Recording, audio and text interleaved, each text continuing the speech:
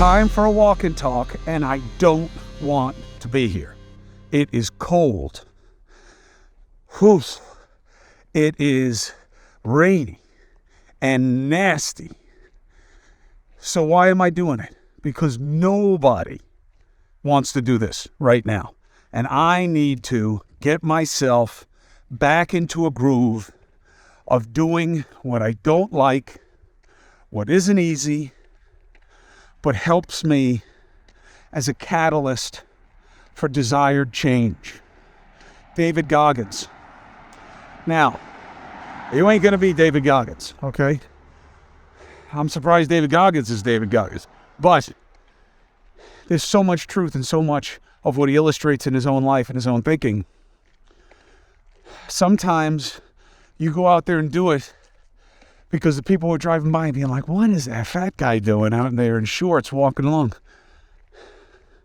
That's why I'm doing it. Because you don't want to do it. Because it's easier not to do it. And I get caught up in that. Do you? Chances are yes. Have you ever done a personal inventory?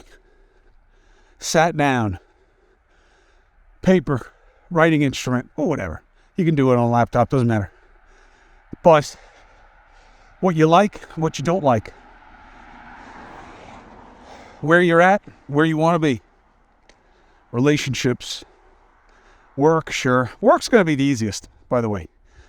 My job is the easiest part of my life. Now, part of that is because I'm dusty, but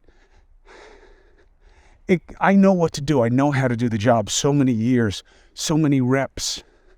And the game that is played is so obvious. And I know that there's such an appetite for different and better and reasonable instead of left-right that I see where to be and where not to be. I mean, sometimes it's obvious. The nation was captivated by the Murdoch trial.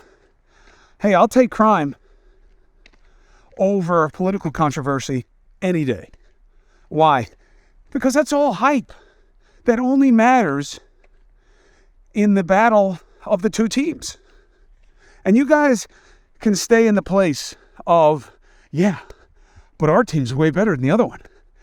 Don't do false equivalency. Doesn't matter. The game is killing us. And I see that.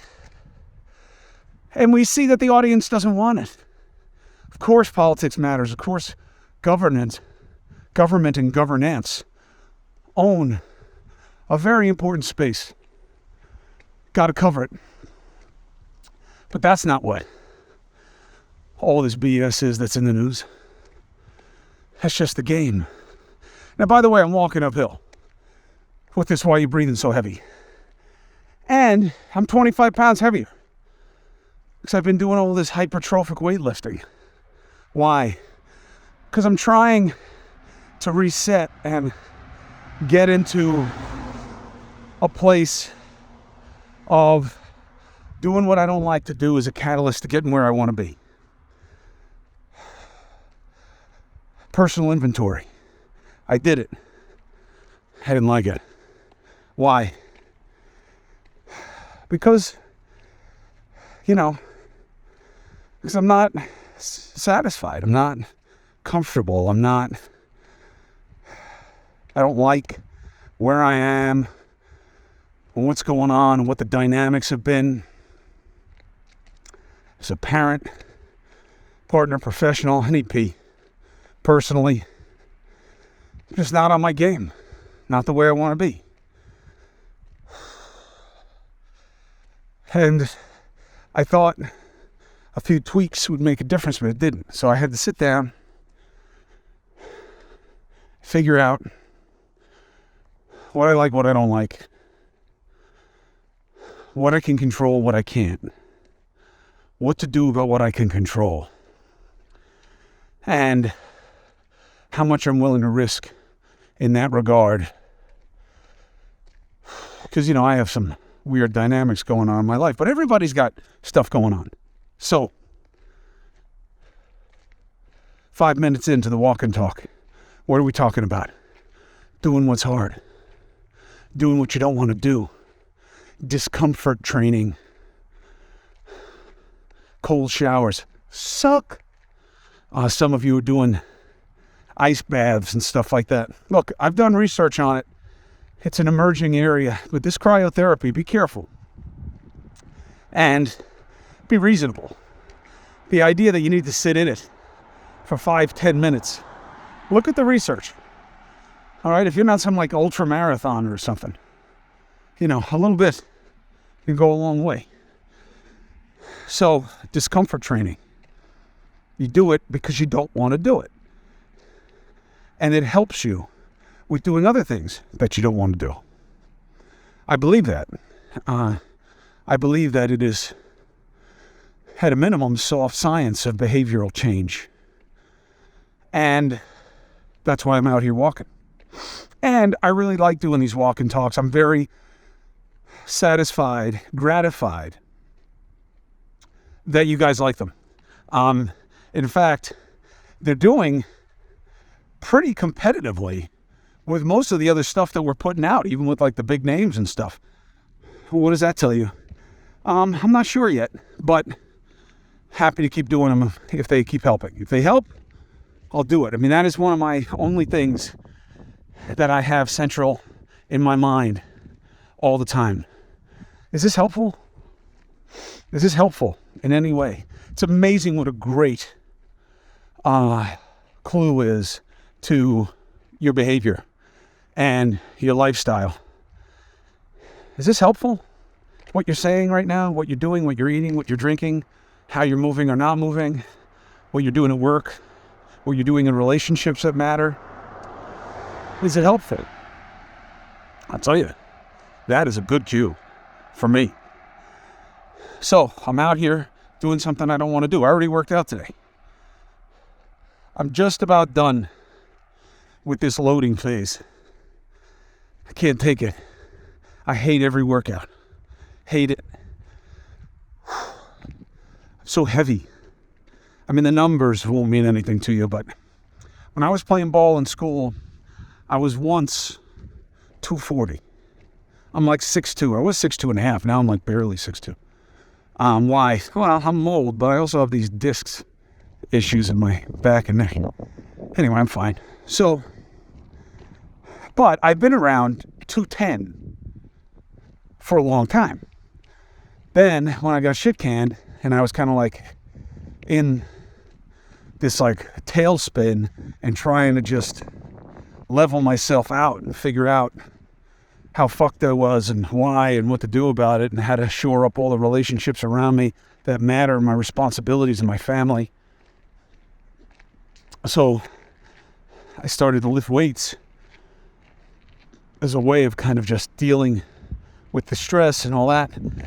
And I was eating, more. And then I was eating more because I wanted to get stronger. And my body had muscle memory, so up. Now, I'm like 237. Now, it ain't the 237 that it was back in the day when I was playing, when I, had like big, thick thighs and I was explosively fast and a great leaper and incredible hand speed, dexterity, flexibility, small waist. Now I'm shaped like a pear. Then I was shaped like an inverted triangle, But I always had big legs, I was working out a lot. So it was very different. This is like a dad bod, the 237. So it's time to cut. And that's why I'm going to work with Dr. Mark Hyman, try out his stuff for you, see how it works on the regular guy here, as opposed to somebody who, that's their life, is being in shape. This is certainly not mine. It's part of my life. But I got a lot of distracted focus like the rest of you, which is why the personal inventory is so important. You got to put it down, what's working for you and what isn't, what you want to change, what you want to keep. And, if you Google this idea, you'll see. I mean, people sell templates for it and stuff, but you don't need that. And then it gives you an organic action plan. What's wrong with your relationship with your kids? or your parents, or your partner, your whatever, whoever's significant in your life. Write it down. Not doing well with mom. You piece of crap. No, I'm kidding. You're not doing well with mom. Why? Well, she's getting needy. I don't have the time. She doesn't understand. She's a pain in my ass about my kid. Whatever it is. Okay. Are you okay with that? No. All right. What do you need to do? I see the long game here. How much time do we have left? How do I help explain it? How do I expose my mom in different ways to my life so that I don't have the same kind of conflict? Okay, good. Work. I'm stagnating. Stupid job. I don't know what to do. I want to get to this level. Okay. Talk to somebody at that level. How did they get there? What do you not have? Where are you off? You see what I'm saying? Personal inventory. Now, I got to tell you, this is not a comfortable process. Why? Because, it's so easy to almost irrationally build yourself up or tear yourself down. Now, I'm sure you witness both of these in the people around you. I am a tear yourself down. I am a natural self-loather. And I always kind of think to myself, I'm used to very exaggerated opinions about me because I'm in the media, right? So from how you look to why you're good and then to why you're bad, I see them as all exaggerated. The praise is exaggerated and the hate is, of course, exaggerated, and the hate is a bigger commodity because negativity is a proxy for insight. And we are addicted to negativity in our culture. We want to see people go down. It's all over the place. It's everywhere. We're hostile. We volatile. And that's what it is. And sometimes I'll see, Cuomo, the negative is arrogant. By definition, it would be almost impossible for me to be arrogant. I don't think I'm better than anyone. I am a pronounced self-loather. I work on it with my therapist. It's part of my personal inventory. In fact, on this walk that I'm taking you on right now, I go past a cemetery where I try to bury behaviors and habits, memories, traumas, put them away, bury them. Self-talk, negative self-talk, I've buried that biznatch about 6 times in this cemetery, and it keeps rising from the dead. A Lazarus effect. And why? Because it's hard. Change is hard, and there's something comforting about betting on badness and never surprised by it then. And I come back to this theme a lot because I know it resonates with a lot of you. I read your comments and know I'm never going to out who you are or what you're about. You're talking to me in a quasi-confidence, and I get that.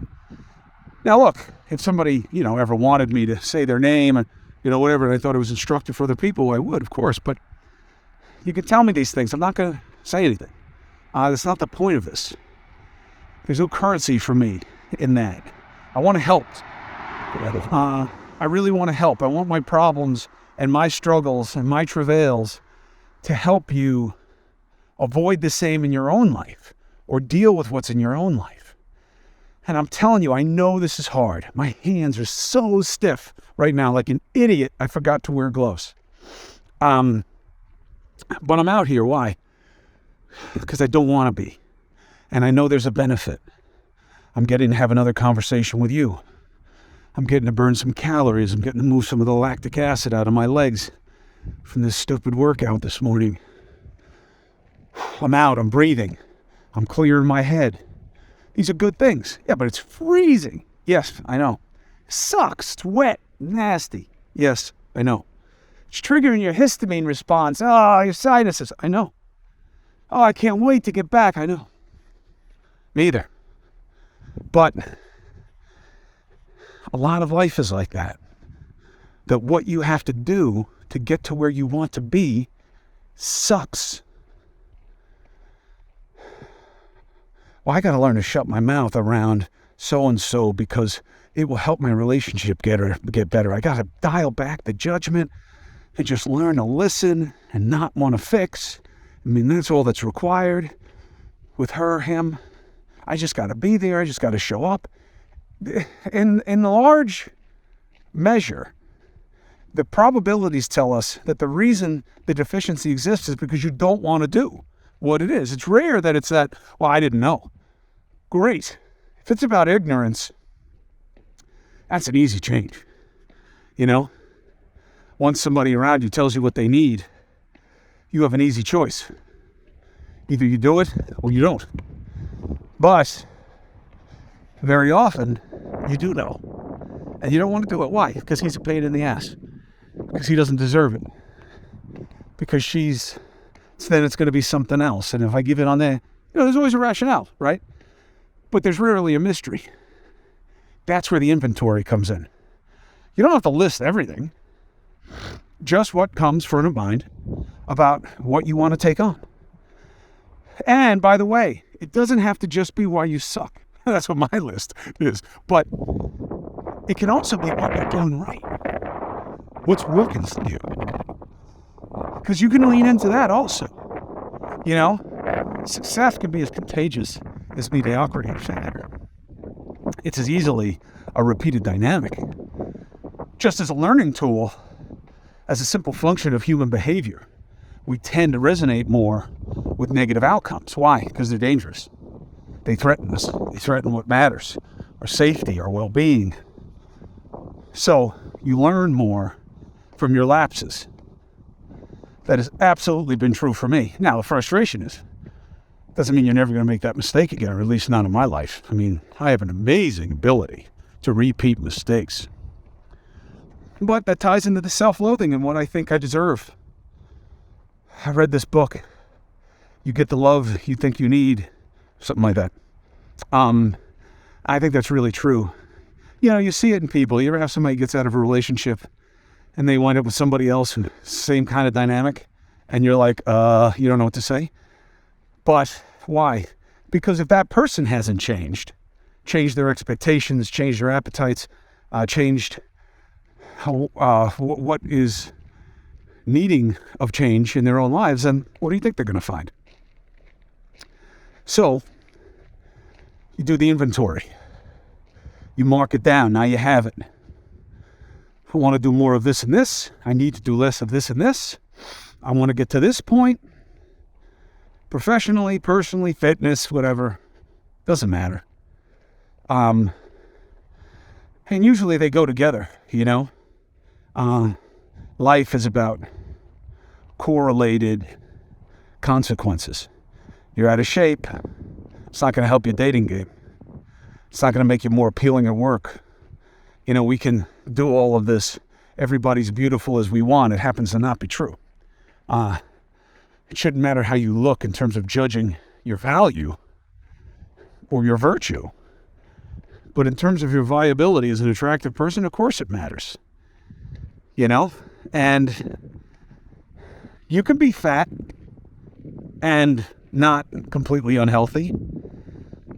But there's a reason that the human body, when it's eating well and moving well and resting well, very important,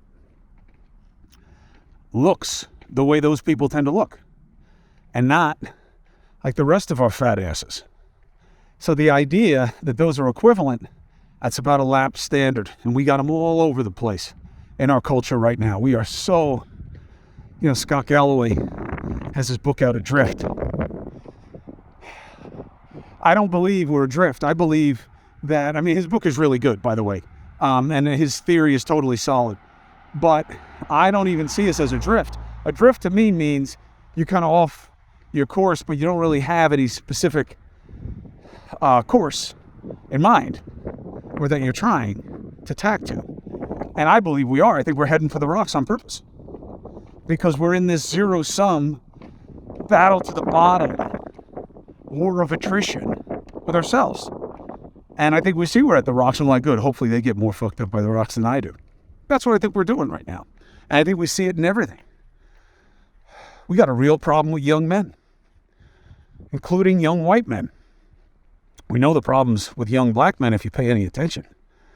But you have problems with young men, period. We don't value them. I totally get why.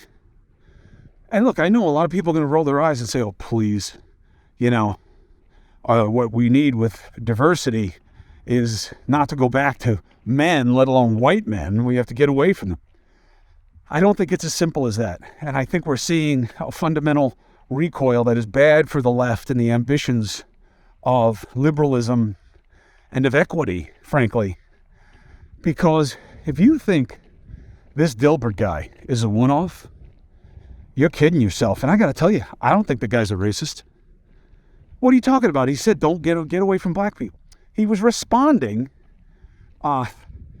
ill-advised, by the way, given the climate that he knows he's in. He's a very smart guy.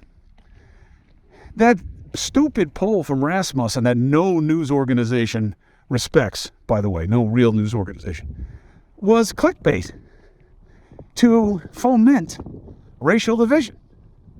Blacks don't think it's okay to be white. What does that even mean? I've got a lot of people of color in my life. I've never heard anything like that. I've never heard anything like most of what passes for left-right BS from the people in my life. I don't have a lot of media friends, cognoscenti friends, or political insider friends, believe it or not. Back to the main point as we wrap up here. I don't want to go more than 25 minutes unless you guys tell me that helps you. I don't know who only walks for 25 minutes. That's not a bad cardio workout on a machine. But if you're actually walking, I think you got to shoot for an hour. I don't have time. Of course you do. You make the time. That's the point of the inventory. What do you like? What do you not like? Lean in to doing more of what you like, less of what you don't like. Fix what you can based on what you control. And you'll see it there in front of you. And you're going to see that a lot of things that you want to change, do more of, do less of, are hard. We look for the easy way. We look for the easy way. Most of us. Not Goggins, but like most of us. But that's learned behavior by that cat. And it's hard.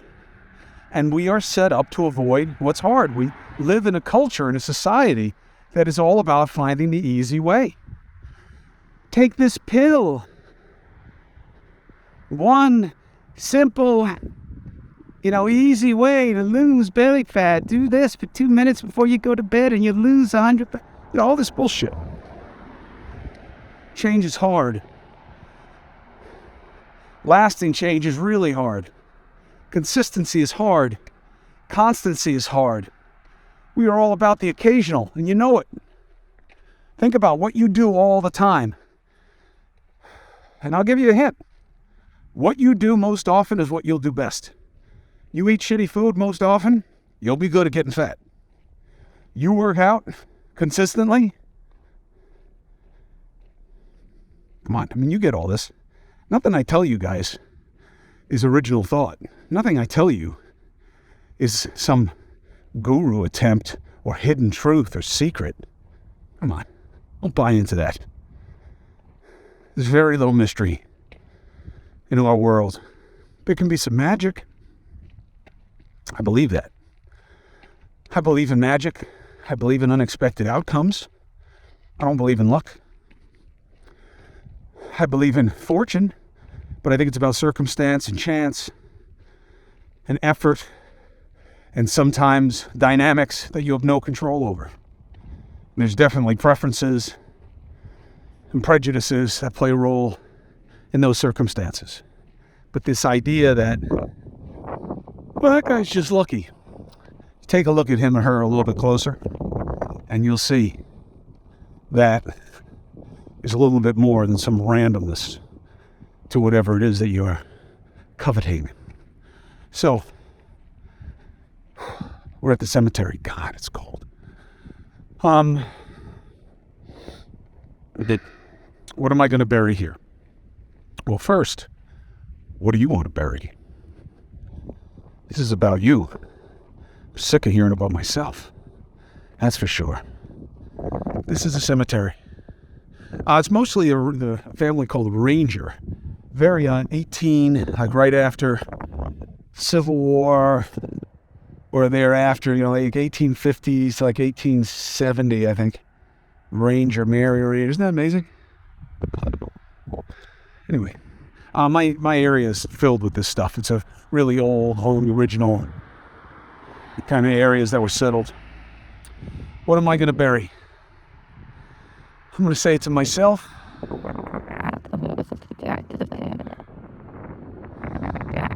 And then I'll tell you.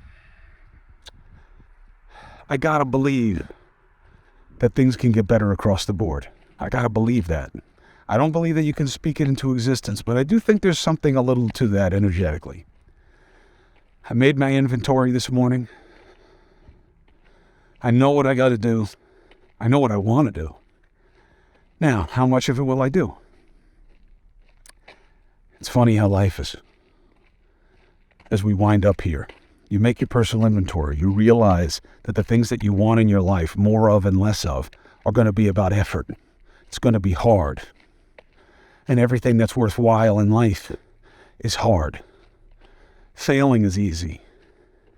Learning from failure is hard. Mediocrity is easy. Getting to a better place is hard. Everything of value is hard. A good relationship is hard. Fitness is hard. Success is hard. And that's okay. You just got to figure out what you have in you in that regard and what you're willing to do. Because let me tell you, hard work, the grind, I often say, is the only glory. Why? Because there's no outcome guaranteed. Just because you bust your ass doesn't mean that you're going to get that promotion. Doesn't mean that your investing is going to go right. Doesn't mean your marriage, your girlfriend, boyfriend, whatever friend, kids, that they're going to turn out right. It's just that all you control is attitude and effort. You don't control outcomes. Who do you think you are? God? You're not God. You ever hear the expression, man plans, God laughs? Do the inventory. Recognize the need for hard work. Make yourself uncomfortable. Get people around you who are getting it in, who have that grind mentality. You hang out with people who are pizza first. What do you think is going to happen to you? You are the company you keep. Who's in your foxhole? All the metaphors apply. Energetically, you start doing the right things, it's more likely that you keep doing the right things. You keep believing good can happen. It can't reduce the chances that good will happen as long as you're putting in the requisite effort. So energetically, I do think, I'm not saying that what you put out, vibes, come back, all that, whatever. Believe what you want to believe. But it has to be helpful. I'm not talking about delusion. I'm saying, just in terms of your state of mind, it's an immutable truth that everything that happens is only as good or as bad as you think it is. That's it. No, I lost the race. I lost. Yeah, how do you feel about losing the race? That's the truth. Yeah, but they say I should have won. And I mean, do you think you should have won?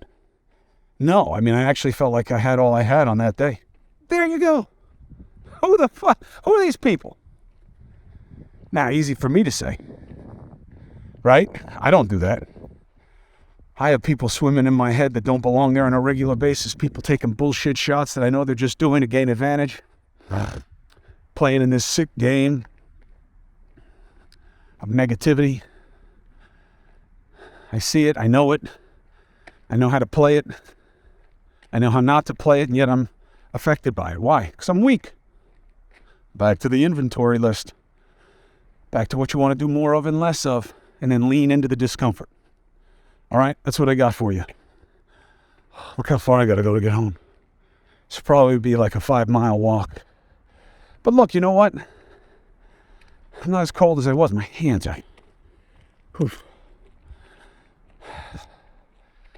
But you know what?